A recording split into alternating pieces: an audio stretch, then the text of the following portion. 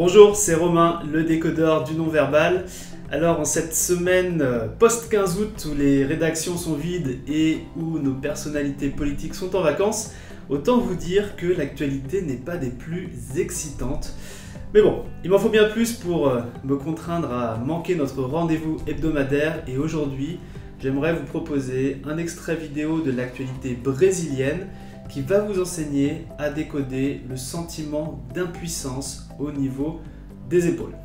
Alors de l'autre côté de l'Atlantique, plus de 900 000 Brésiliens ont manifesté hier pour exiger le départ de la présidente de gauche Dilma Rousseff, qui en ce moment est embourbée dans une tempête à la fois économique, politique et de corruption. Et le point où on va focaliser notre analyse aujourd'hui n'est pas la présidente brésilienne, mais cette manifestante que l'on va appeler Rosa Maria et qui va, face caméra, montrer toute son impuissance d'un point de vue non-verbal face à l'actuelle situation politique du pays. Alors comme d'habitude, je vous passe dans un premier temps l'extrait qui dure une quinzaine de secondes. Vous allez voir, c'est assez rapide. Et petit conseil, jetez un œil attentif aux épaules de Rosa Maria. Et on va se retrouver tout de suite après pour l'analyse non-verbale complète. Je vous dis à tout de suite. Ici, il y a toute cette corruption. On manque d'écoles, d'hôpitaux, on prend l'argent des retraités.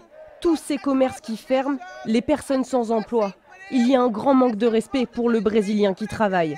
Parce qu'on est un pays riche, on a beaucoup de choses. Et avec ces gens qui nous volent, on n'en peut plus. Il faut virer le parti des travailleurs, Dilma Rousseff, Lula, cette mafia, on n'en peut plus. Bon, si vous suivez les analyses non-verbales de l'actualité chaque semaine, vous avez certainement remarqué que celle d'aujourd'hui, eh bien, elle n'était pas si compliquée que ça.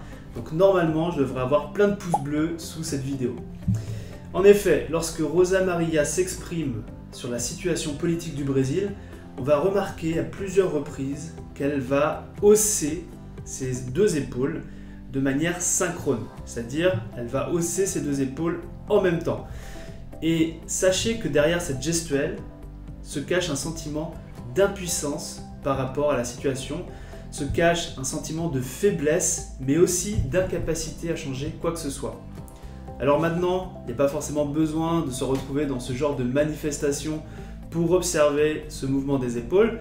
Vous allez pouvoir aussi l'observer dans la vie de tous les jours. Par exemple, on va prendre un exemple. Admettons que vous êtes au travail, que vous allez déjeuner, que vous revenez de votre pause déjeuner et en passant sur le parking, en revenant de votre pause déjeuner, vous remarquez que votre voiture a été rayée par quelqu'un. Vous retournez au travail, vous demandez à un collègue « Sais-tu qui a rayé ma voiture en bas ?» Alors, si ce dernier hausse les deux épaules simultanément, un peu comme Rosa Maria dans la vidéo, eh bien vous pouvez considérer que sa réponse est honnête, c'est-à-dire qu'il ignore qui est responsable de cet acte de vandalisme. Il a ce sentiment d'impuissance au regard de la réponse qu'il va vous apporter. Maintenant, si je reviens à notre extrait, Rosa Maria n'a effectivement également aucune idée de comment changer les choses. Elle est impuissante face à la situation. D'ailleurs, quand je fais ce type d'analyse, il y a toujours deux choses que j'aime bien vérifier pour être sûr de ce que je raconte. La première chose, c'est de comparer le verbal avec le non-verbal, c'est-à-dire de s'assurer, j'essaie de m'assurer que la gestuelle est en adéquation avec ce qui est dit. Et là, dans cet extrait, malgré le fait que la vidéo soit traduite en français, on voit bien qu'il y a une cohérence entre la gestuelle de Rosa Maria et ce qu'elle raconte sur son sentiment d'impuissance, sur le sentiment d'impuissance même de la population brésilienne face au comportement du gouvernement.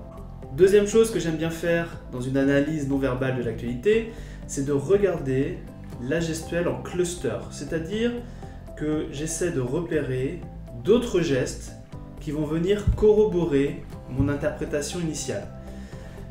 Là, j'ai observé les deux épaules qui se haussent en même temps, et généralement, on va pouvoir observer cette posture, cette gestuelle, avec une autre gestuelle, qui sont les mains ouvertes, les paumes des mains qui sont ouvertes vers le haut. Généralement, c'est aussi un signal qui accompagne très bien les deux épaules levées. Alors, malheureusement, ici, dans cet extrait, le plan de la caméra ne nous permet pas d'avoir ce luxe dans l'interprétation non verbale, mais sachez qu'il est toujours important de repérer les gestes en cluster. Donc voilà ce que je voulais soulever avec vous dans cette nouvelle analyse non verbale de l'actualité.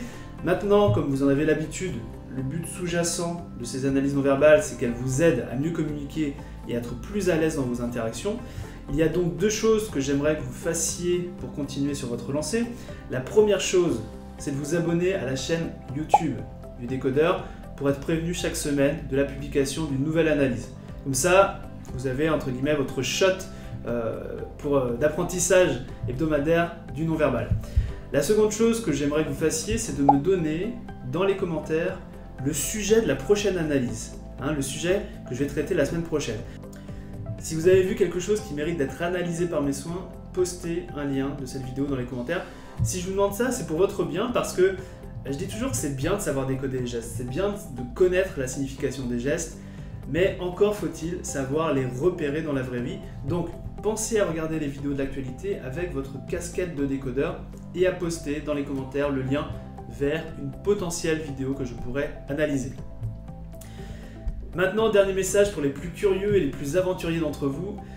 J'ai dans cette analyse non verbale essentiellement axé le contenu sur le haussement parallèle des deux épaules. Maintenant, comment interpréter ce mouvement, ce même mouvement, lorsqu'une seule épaule se lève par rapport à l'autre? Si vous souhaitez découvrir ce que cela signifie, je vous invite à suivre la formation express du décodeur du non-verbal dont vous pouvez avoir accès gratuitement en cliquant sur le bandeau en bas de cette vidéo ou sur le lien dans la description. Voilà, c'est tout pour aujourd'hui. Je vous dis à très vite pour une prochaine vidéo.